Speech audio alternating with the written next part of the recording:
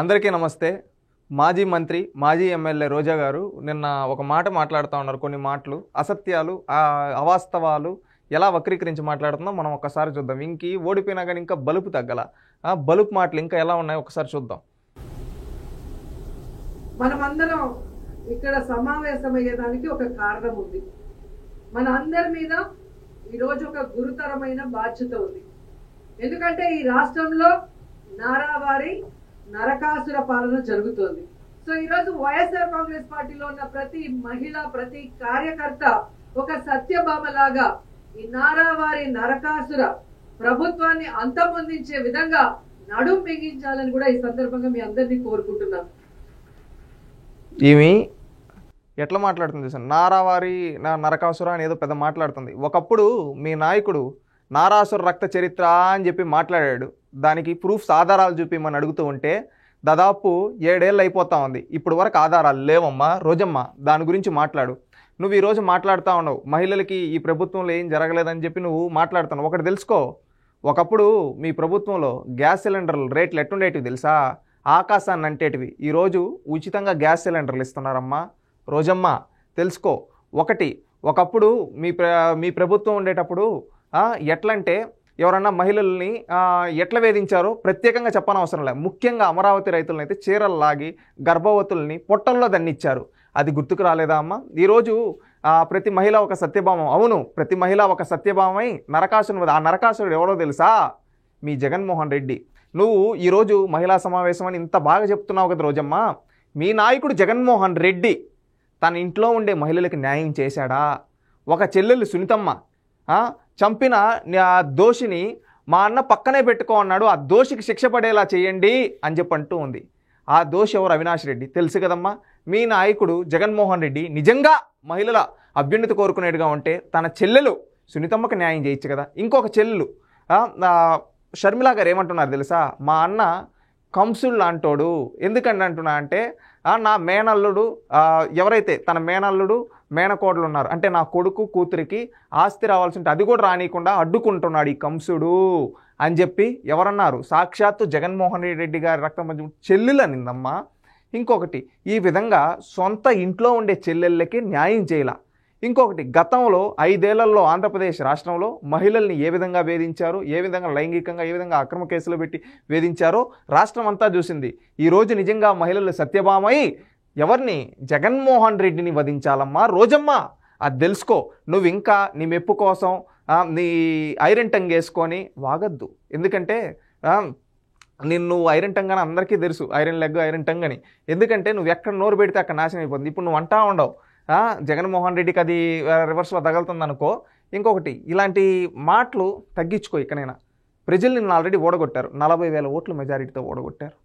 నువ్వు గతంలో 2 సార్లు గెలిచినప్పుడు ఎవరెవరో కాళ్ళు పట్టుకుంటే ఎంతో గెలిచావో నీకు తెలుసు. ఎంత మెజారిటీతో గెలిచావు, ప్రజలు నిన్ను ఏ విధంగా ఓడగొట్టారు, ఎంత మెజారిటీ ఓడగొట్టారో కూడా తెలుసు. ఇంకా ఎందుకు ఇలాంటి బలుపు మాటలు తగ్గించుకొని రియాలిటీలో ఉండడం నేర్చుకో. ఎందుకంటే చంద్రబాబు నాయుడు వచ్చి దాదాపుగా 1 ఏడాది అవుతుంది.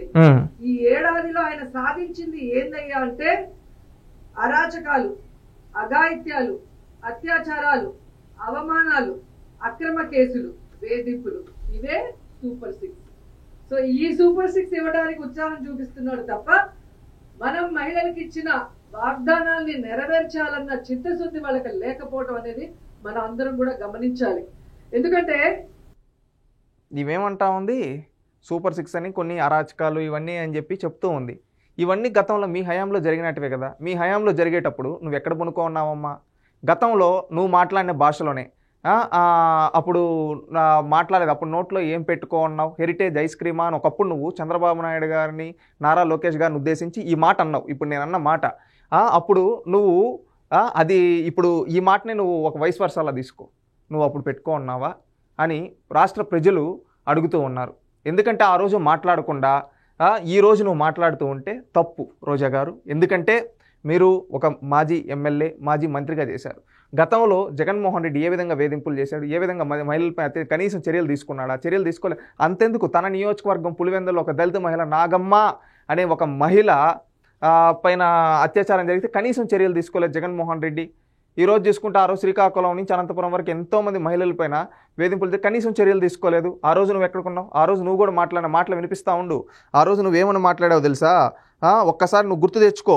ఆ రోజు ప్రెస్ మీట్ పెట్టి మరి ఈ విధంగా రేపులు జరుగుతున్నాయి రాష్ట్రంలో ఈ విధంగా అంటే నువ్వు ఆ రోజు మాట్లాడిన మాటలు ఒక్కసారి నువ్వు గుర్తు తెచ్చుకోవాలి. ఎందుకంటే నువ్వు ఆ రోజు ఏదో ఏం తెలియనట్టు మాట్లాడేసి ఈ రోజు వచ్చి ఈ విధంగా మాట్లాడుతున్నావు. ఆ రోజు ఏం మాట్లాడు ఒకసారి గుర్తు తెచ్చుకో. ఒక ఇన్సిడెంట్ అది పోలీస్ స్టేషన్ లో కంప్లైంట్ చేయకపోయిండొచ్చు, లేదా దిశ యాప్ ని యూజ్ చేస్తుండకపోయిండొచ్చు. జరిగిన 1-2 ఇన్సిడెంట్ని భూతద్దంలో చూపించి జగనన్న మీద బురద చల్లాలి అనుకుంటే మహిళలు ఎవరు కూడా ఒప్పుకునే పరిస్థితి లేదు.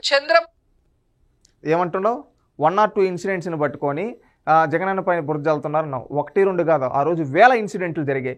వేల ఇన్సిడెంట్లు జరిగితే ఆ రోజు మీరు నిర్లక్ష్యంగా ఇచ్చిన సమాధానం. కానీ ఈ రోజు ఎవడన్నా మహిళల్ని వేధించారని తెలిసిన, ఎక్కడన్నా మహిళల్ని రేప్ జరిగిందని తెలిసిన మహిళలపైన చంద్రబాబు నాయుడు గారి యాక్షన్ లేదు, హోంమంత్రి గారి యాక్షన్ 24 గంటలు ఆ నేరస్తుని పట్టుకొని కోర్టు బోను ముందు వింటే అతనిపైన చర్యలు తీసుకుంటున్నారు. ఇది కూటమి ప్రభుత్వానికి ఉన్న చిత్తశుద్ధి.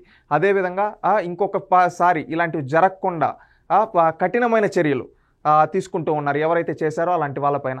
ఇది కూటమి ప్రభుత్వానికి ఉన్న చిత్తశుద్ధి. నువ్వేం చేసావు? మళ్ళీ ఇంకొకటి సూపర్ 6 గురించి, మహిళల గురించి విధంగా మాట్లాడుతున్నావు. గ్యాస్ రేట్లు ఒకప్పుడు ఎట్టున్నాయి, ఈరోజు ఉచితంగా గ్యాస్ సిలిండర్లు ఇస్తూ ఉన్నారమ్మా. రోజమ్మ తెలుసుకో. ఇంకొకటి పెన్షన్ విషయంలో కూడా మాట్లాడదాం.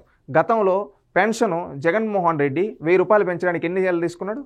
5 ఏళ్ళు తీసుకున్నాడు. ఇప్పుడు చంద్రబాబు నాయుడు గారు వచ్చిన తొలి నెలలోనే 7,000 రూపాయలు ఇచ్చారు. బహుశా భారతదేశ చరిత్రలో ఏ ముఖ్యమంత్రి ఒక నెలలో 7,000 పెన్షన్ ఇచ్చిన దాఖలాలు కానీ చంద్రబాబు నాయుడు గారు ఇచ్చారు. తెలుసుకో రోజా గారు.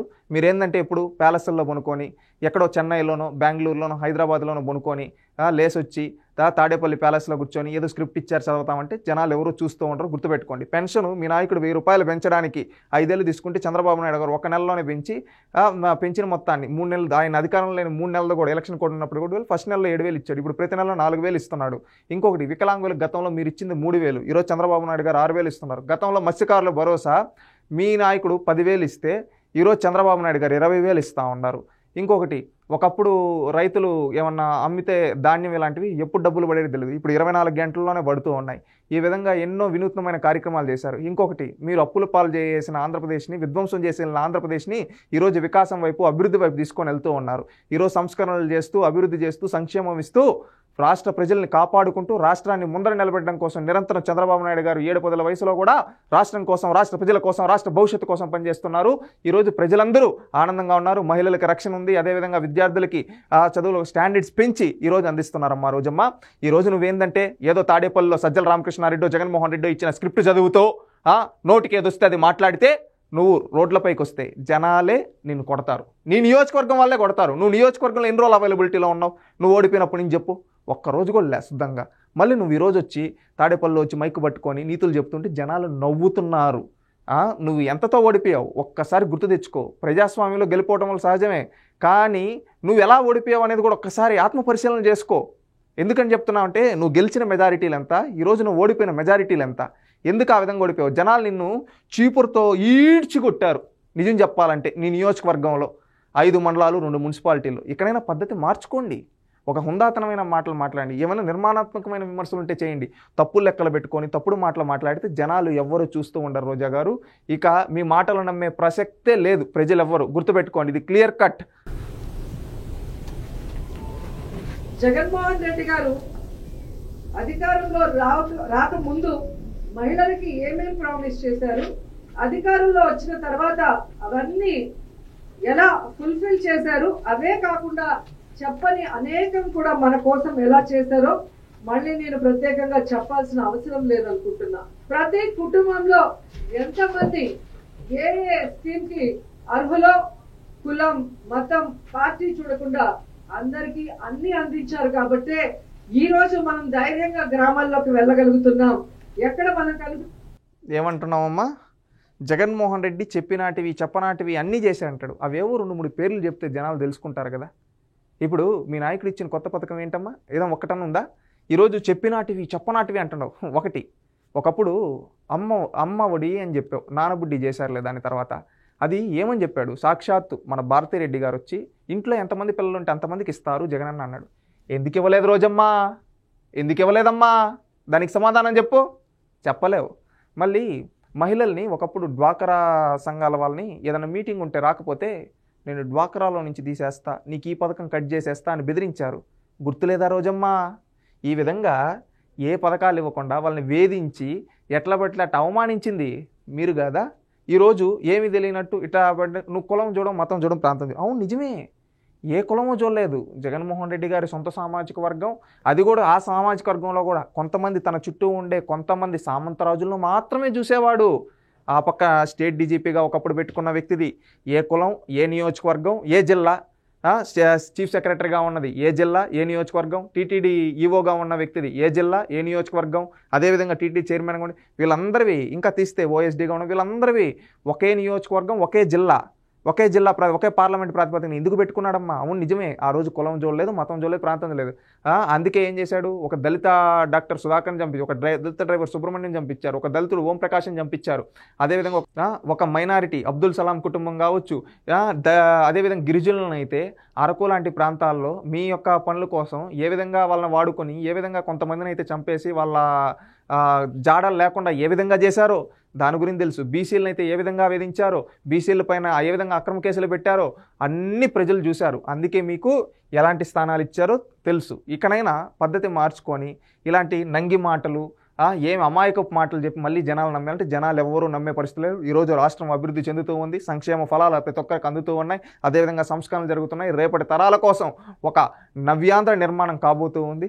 ప్రతి ఒక్కరూ దీనికి సహకరిస్తున్నారు ప్రజలు. మీ రాక్షస క్రీడలు అనేది ఆపితే రాష్ట్రం ఇంకా బాగుపడుతుంది. మీరు కూడా సహకరిస్తే ఇంకా బాగుంది, మీ పేరు కూడా చరిత్ర నుంచి, లేదా రాక్షసుల్లాగా మేము కూడా అడ్డుకుంటామంటే చరిత్రహీనులుగా మిగిలిపోతారు. రోజా గారు ఇలాంటి నంగి మాటలు ఇంకా మాట్లాడద్దండి. ఇంకొకటి, నువ్వు ఎక్కడికి వెళ్ళినా స్వాగతం పలుకుతున్నారన్నాను.